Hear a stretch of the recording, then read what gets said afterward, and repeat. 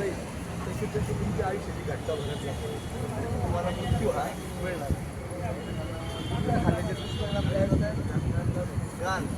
गालाचा cancer होतो, म्हणजे गाल फाटून जातो.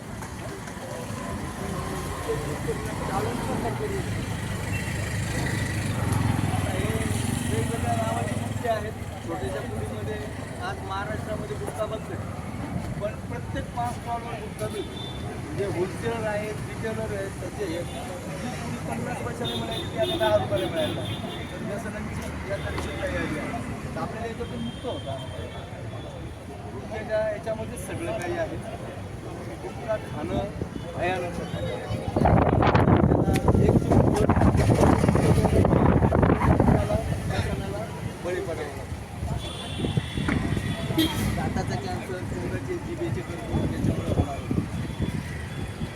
आता हे पान खाणं जुनी परंपरा 2000 वर्षापासून आपल्या इथे पानाची पद्धत आहे. पण पान कसं खावं? तर फक्त पान त्याच्यामध्ये सेव आणि खोबऱ्याचा किस असं जर टाकून खाल्लं तर ते आपल्याला शरीराला उपकारक. पण आता जे तंबाखू गुटखा खात आहे त्याच्यामुळे ही कॅन्सरची गाडी असेल किंवा